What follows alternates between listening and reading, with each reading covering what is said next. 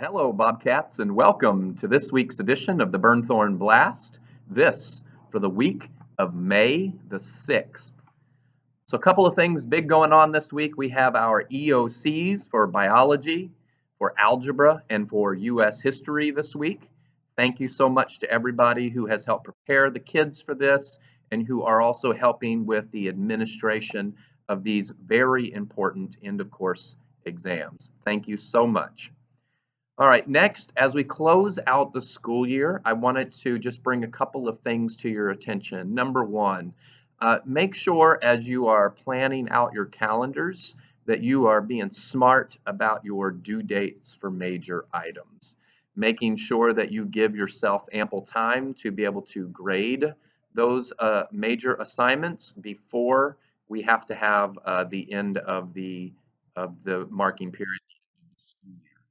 So basically what that means is making sure that you don't make things due right at the end of the marking period that are major and may take you a while to grade, so that you are able to give the kids accurate feedback and you're able to take that assessment process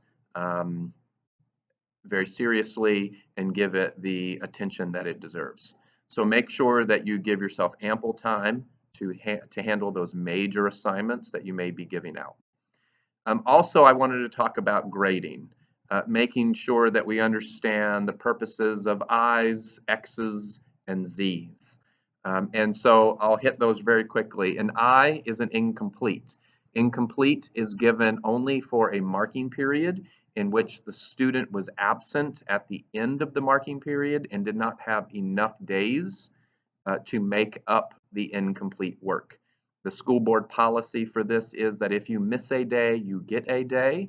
So in order to receive an I, the student would have had to have missed more days at the end of the semester than they had to make up that assignment. So if they missed the last 3 days of the marking period, then they would need to have an I. That would give them 1 week to be able to make up that work. X's. X's are given whenever a student has an assignment that they are not going to be responsible for turning in the work. This could be for a couple of reasons, possibly because they were not in your class for that assignment would be the biggest reason why.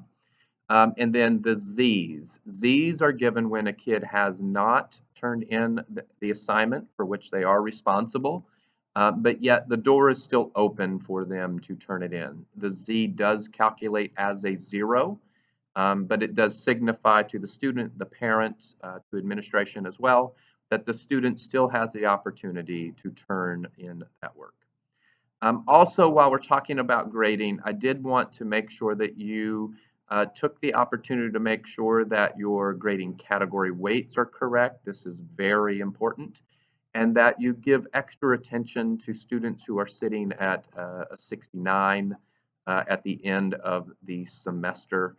This is very important that you make sure that that's the grade you really want to give them. 69 and a 70, there's a huge difference in gaining credit.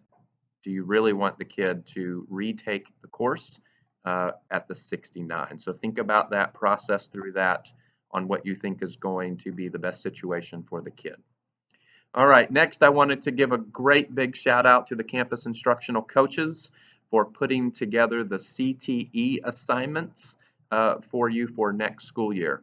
Remember that we will have 2 CTE days next year, at November the 5th, I believe it is, and then we will also have that first day back in January as CTE days. So that's 14 hours of CTE that everyone will need, and they have created a system by which you can do online CTE stuff over the summer. And so part of it, phase 1, is for 7 hours, and that's all about backward design and planning, and they have a whole set of courses for you to go through. And then the next 7 hours is about putting those backward design plans into action. And so developing lessons together with your team, developing lessons that utilize the backward design process. So first section 7 hours, second section 7 hours. Would be fantastic if you were able to get those first 7 hours completed before school starts on before we come back on August the 12th, so that you can use those strategies as you begin to start to plan. And then the other 7 hours can be done by November, so that you have the opportunity to put those plans into action for the second 7 hours. This is a great opportunity not only for you to gain the CTE hours, but for you to learn more about backward design and see how it can help improve your professional practice and the practice of your team in planning. Team planning is a very important part of CF tests. It is the whole domain 1. So this becomes very important for your evaluations as well. All right, next, final exams. Just wanted to remind everyone that final exams are due on Monday, May the 6th. So make sure that you have those turned in so that we can get your copies made for you. Every class needs a final exam. That's the district policy. So make sure that you give us something for your class. It should be comprehensive of the semester. It should be something that is appropriate for the 2 hours that the students have to take the test. So get those to us. We will, and then let us know how many copies you need. We will try to expedite that process. Ms. Sheila is great about getting these copies to us on time. If you have any questions about final exams, just let me know, and we'll be glad to answer that for you. All right, that's all I've got for this week, guys. Y'all have a great week, and remember to finish strong, keep those kids in class, make sure that they are enduring to the end, and we will see you later, guys. Have a great one.